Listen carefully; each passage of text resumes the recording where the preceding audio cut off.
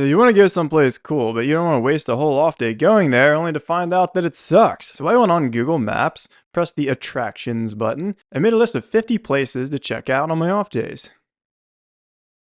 Stop 1 on the list is Selby Gardens. Let's see if it's as cool as the photos in Google Maps. Oh, cool, I want to sit on that thing. Whoa, add photo, we definitely will. So the problem with Google Maps directions here is that it tells you to turn right.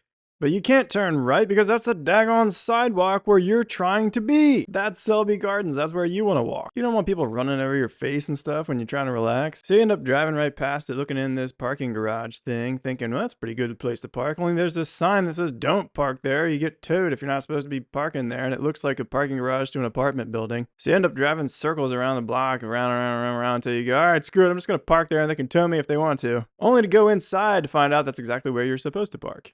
Going inside, you find that it's, spoiler alert, completely awesome and you should go there.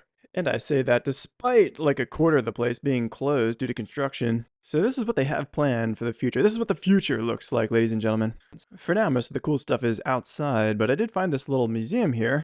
The Living Museum. Only I couldn't help but notice that everything in the museum was not living. Everything's either dead or never lived in the first place. So for one of the coolest parks to visit in all of Florida, this room has got to be the biggest, dumbest waste of space and money of any place in human history. Look, honey, a pair of gloves. Look, honey, a shovel that was used by no one ever. Oh, but fun fact about these binoculars, they were actually once carried by also no one ever. In all seriousness, I think that sign just refers to what's outside of the museum. The architecture's awesome. They have these sweet potless plants hanging around. This cool wall that like walls things, as well as a koi pond, which you can walk up to and boop them in the nose. So I think a lot of this place's charm comes at night because these balls light up as well as a lot of other things. So if you can go there later during the day and enjoy it for like an hour and then check the whole thing out again at night, although they do double charge you. So that kind of blows. Although full disclaimer, I think I did get in for free with my military ID. Otherwise I would needed to have paid once to go in for a day pass and then again for an evening pass. So there are these awesome artistic tunnels that make their way through the park, and you're right on the water the whole time. Right to the right, there's the water so you can look at it.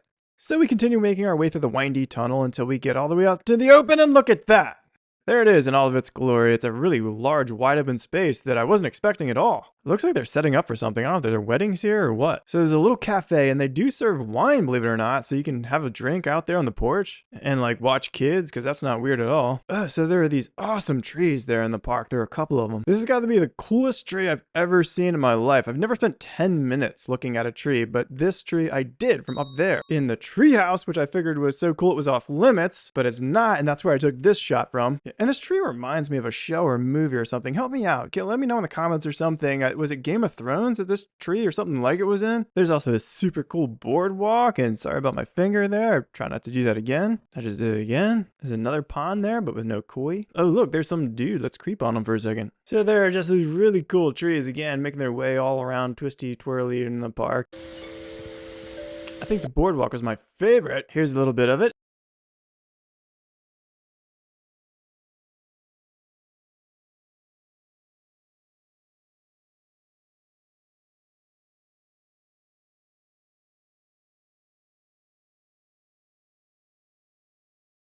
And there are plenty more paths with blossomy bloomage all over. There are great benches all over the park to sit in, and just think, this could be you sitting here enjoying this view. This lady told me that she had just seen some manatee, and if I stand there long enough, I too may be able to see a manatee. I didn't see anything, but remember this? Well, I found it, but I didn't actually sit in it. Now I have a small confession to make, which is I love me some souvenir shop. This souvenir shop was okay. I give it 2 out of 4 stars on Jonathan's souvenir shop scale. So that's Selby Gardens, 49 more to go. If you don't like wasting time, stick around for the other ones. Au revoir!